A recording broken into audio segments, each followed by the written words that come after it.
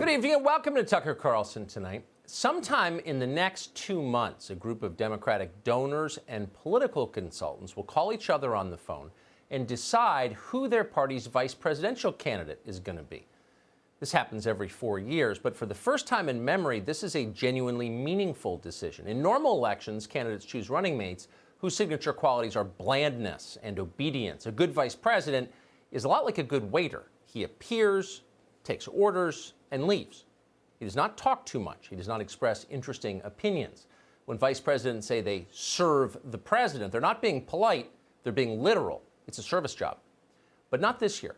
This year, Democrats have chosen a man who can't manage the country, even if he does win. His aides know that. The candidate himself seems to know that. The whole country knows it. We just don't talk about it very much. Joe Biden's decline is so depressing to watch, so embarrassing and sad, that most of the time the rest of us try to ignore it and pretend everything is fine. Many of us know that someday we will be where Biden is today, so it feels like bad karma to dwell on it. But the vice presidential pick forces this issue. Whomever is chosen will run the government if Biden wins. Once his advisors make that decision, they'll call Biden in his basement rec room and let him know who his running mate is. Biden will practice the name to make sure he can pronounce it. He'll fiddle with the camera on his iPads, and then he'll tell the world. Who will it be? Well, it will be a woman. We know that much. Biden has said it. So you can take half the country off the table right away. No man, no matter how clean, bright, and articulate, is going to share a ticket with Joe Biden. So that leaves nearly 100 million American women to choose from. And by the way, when Joe Biden says women, he'd like you to know he means no offense to the gender fluid, gender nonconforming, or indigenous two-spirit communities, all of whom built this country and have Joe Biden's gratitude. But in this case, Biden would very much prefer a lady. So who's it going to be? Well, the Washington Post has already cast its vote. Over the weekend, Jeff Bezos' newspaper all but endorsed maybe the single least distinguished person ever to emerge from the Georgia State Senate, Georgia politics in general.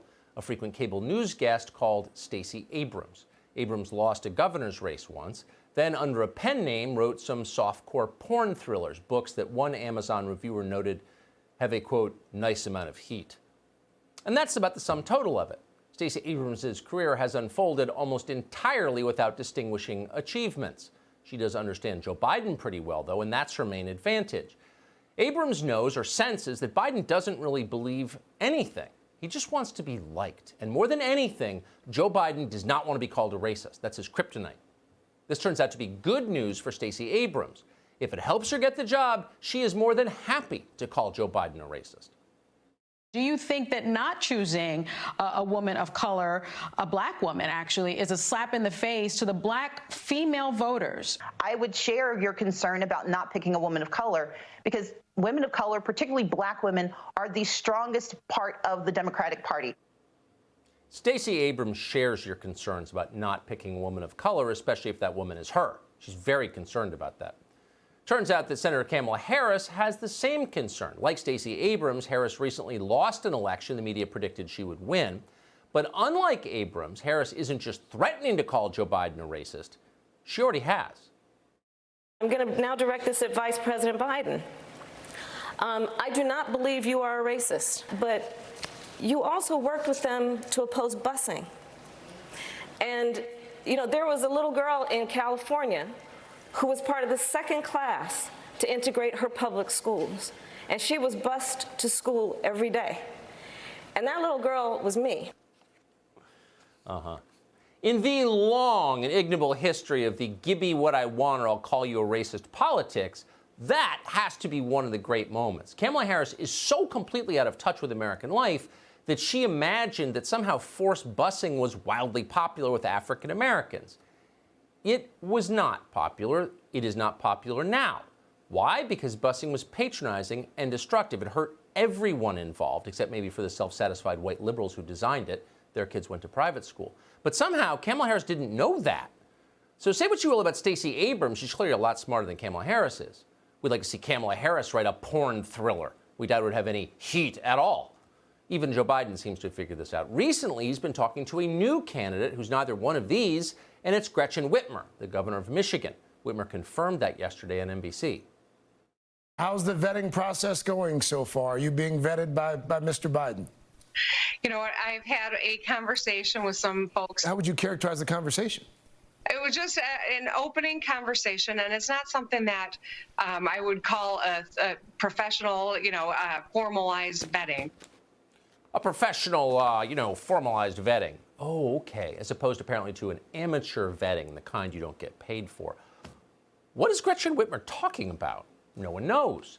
Ask anyone who lives in the state of Michigan. They're still trying to figure out why Gretchen Whitmer banned the sale of paint and carpet in response to a pandemic. Whitmer never explained why she did that. It's likely she has no idea herself. Paint and carpet just seemed scary to her, so she made them illegal. Then when citizens complained about this, Whitmer denounced them as racist. Do you sense a theme here? No wonder the Biden campaign called Gretchen Whitmer. They're looking for someone with deep experience dealing the race card. We should note there are a few other possibilities, people you may not have heard of, for the vice presidential pick. Michelle Grisham is the governor of New Mexico. Grisham spent her first year in office fighting to increase the number of abortions in New Mexico because America's birth rate isn't falling fast enough for her. Did Grisham call her opponents racist too? Probably. We haven't checked, but you'd have to guess. And then there's Congresswoman Val Demings. She represents Florida's 10th congressional district. Demings is not well known, but her appearance is what Biden says he's looking for. Demings was one of the impeachment managers during last winter's climax to the Russia insanity. Remember back when we were pretending Ukraine was somehow vital in some way? Huh? Remember that? Whatever. If nothing else, the job put her on television a lot. Our president put his personal interests above the interests of the nation, corrupting and cheating our democracy, and he shall be held accountable. Because you know what? Nobody is above the law. Cheating our democracy, whatever that means. Demings is a former police chief. Good for her. That doesn't mean she believes in enforcing the law, though. She says immigration law should be ignored. She hasn't explained what other laws should be ignored. She's also backed legislation to let police confiscate firearms from citizens who haven't even been accused of a crime. Huh. And then finally, lingering in the background like a shy teenager, is Senator Amy Klobuchar of Minnesota. Now, in a normal political moment, which this is not, Klobuchar might be the frontrunner for the job. She did surprisingly well in the first two Democratic primaries, both in swing states. She's relatively popular, serving in a state that Hillary Clinton only narrowly carried 4 years ago. So she could help. She's also older, she's calmer, more experienced. At times, she even seems like she might not be a total extremist, all of which means Amy Klobuchar probably has no chance at all. Weirdly, Joe Biden, over his 50 years in Washington, was often described as a moderate. And if Joe Biden were still with us, maybe he would be still moderate today. But he's not. Joe Biden's handlers are in charge now. They're not moderate. They've moved the poor guy so far to the fringes, Biden is now disavowing the Obama administration for being too far right. Barack Obama, movement conservative. It's pretty amusing, really. Also a little scary.